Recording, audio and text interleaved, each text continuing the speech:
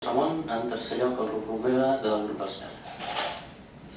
Moltes gràcies. Telegràficament, en primer lloc reiterar el que ja hem dit moltes vegades. Si això s'aconsegueix, o dit d'una altra manera, quan això s'aconsegueixi, és a dir, l'oficialitat als nivells que puguin ser del català a l'escola europea, jo crec que caldrà fer un llistat enorme de persones a les quals caldrà reconèixer aquest triomf, però algunes especialment.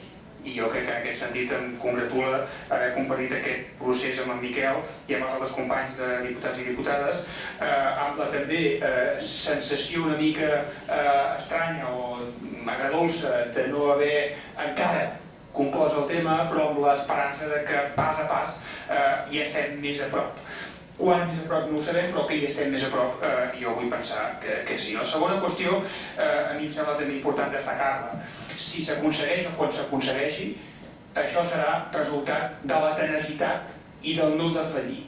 I a mi em sembla que aquesta paraula, la tenacitat, és clau, perquè a vegades tenim moltes vegades una certa tendència a l'autoflagel·lació i a la frustració prematura.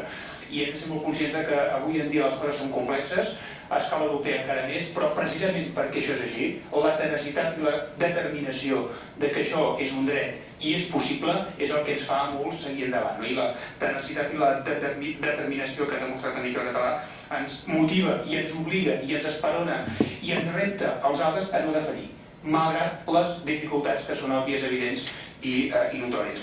I l'última reflexió també molt important i la vull deixar molt clara, malgrat que l'hem reiterat 10.000 vegades. Aquest clam ciutadà, que és un clam ciutadà, més enllà de ser un clam dels partits, de la política, etc., és un clam ciutadà, avui en dia només s'enfronta a un problema que és la no voluntat política de que això pugui ser fet. Hi ha recursos possibles, no és un problema tècnic, no és un problema de diners, no és un problema institucional, no és un problema, en cap cas, de dificultat de cap mena que no sigui la obcecació política de que això no sigui possible. I aquesta és, precisament, la que hem de combatre i la que hem de, amb arguments, demostrar que està equivocada i, finalment, reeixir.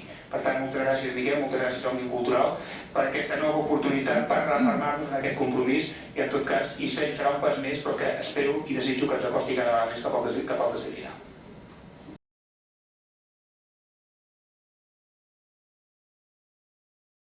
Moltes gràcies, Raül. En l'últim lloc, l'Oriol Junqueras, del Partit dels Verds. Bé, bon dia a tothom. Reiteraré una mica alguna de les coses que s'han comentat fins ara. En Miquel Català i Òmnium Cultural són un exemple d'activisme individual i associatiu.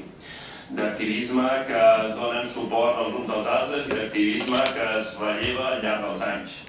Si Catalunya és un exemple tan extraordinari d'activisme en tots els sentits, és perquè d'una banda hi ha gent que hi posa molt bona voluntat i de l'altra és que cal que la posi per suplir algunes mancances.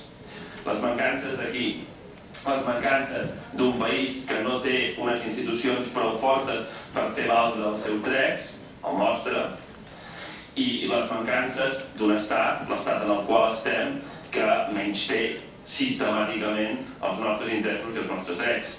D'un estat que des del 2005 incompleix els acords que ha signat amb les institucions europees, d'un estat que encara no ha designat l'òrgan competent de traducció, d'un estat que encara no assigna els fons necessaris d'aquest òrgan de traducció, etc.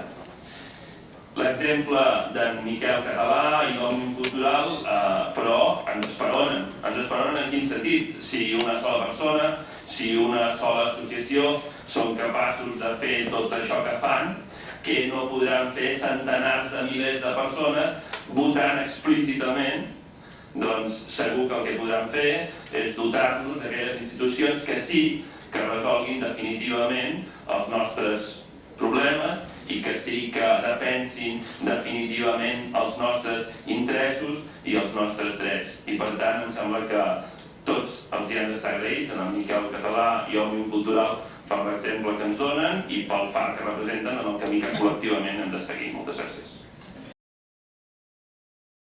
Moltes gràcies, Oriol. Per tancar, parlarà l'Ivonne Grillet de la Junta d'Òmnium Cultural.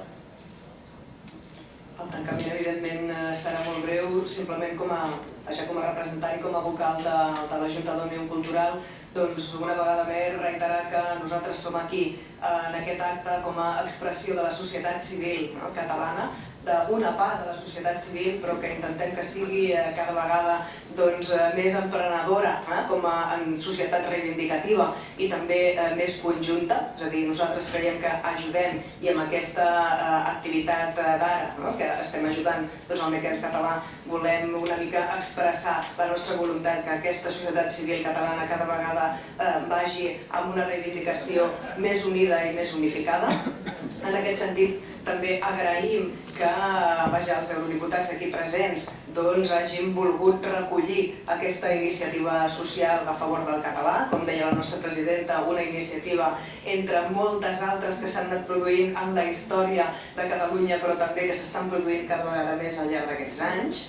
I a part d'agrair-los aquesta presència avui, aquesta recollida de les 32.000 signatures en favor de l'oficialitat del català d'una manera diferent a altres, en versió electrònica, també encoratjar-los i sol·licitar-los la seva col·laboració, a veure si és possible que el seu acord i la seva activitat també conjunta que els estem demanant pot ajudar a aquest reconeixement que creiem que seria de justícia històrica per al català, que també seria model de convivència, model d'aquesta Europa plural, d'aquesta Europa dels pobles i de les nacions, en la que Catalunya des del primer moment també ha demostrat que ha cregut i ha participat i que creiem que seria de justícia aquest reconeixement formal i oficial sobre la llengua catalana i de la nostra nacionalitat. Moltíssimes gràcies. Moltes gràcies, Ivonne. I ara, si teniu qualsevol pregunta.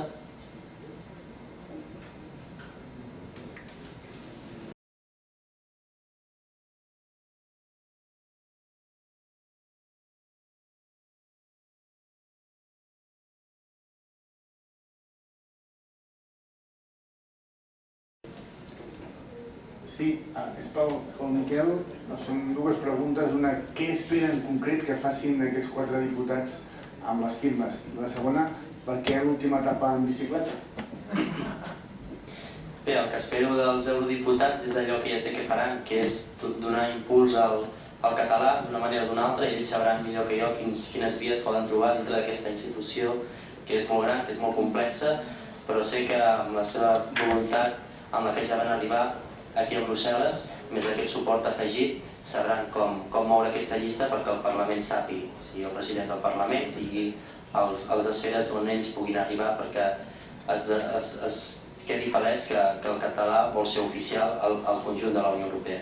Llavors, l'última etapa la vam fer en bicicleta des de París, des de la delegació del govern de la Generalitat, ahir mateix, on ens va acomiadar el delegat, l'Apel·les Carles Rovira, i vam arribar fins a les portes d'aquí del Parlament Europeu.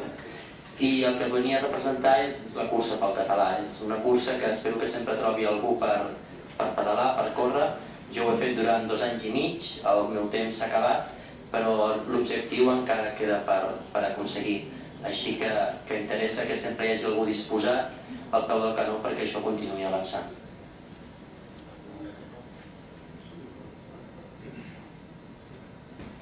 Sí, buenos días, Daniel Basteiro de Público. Me queda claro lo que piensa Oriol Junqueras y María Badía de la presidencia española de la Unión Europea sobre el impulso del catalán como lengua oficial. No sé qué piensan los demás miembros de la mesa y quería preguntar también a María Badía sobre esa reunión de la que ha hablado con Buzek, si es algo que ella va a pedir o cómo se va, qué se le va a pedir al presidente del Parlamento sobre estas firmas. Gracias.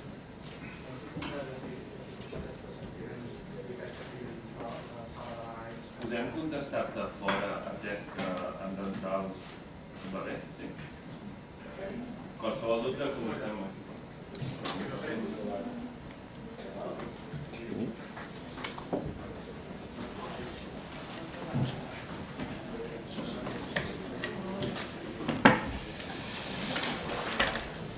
Gràcies. Els 2 botons són vídeos, on hi haurà un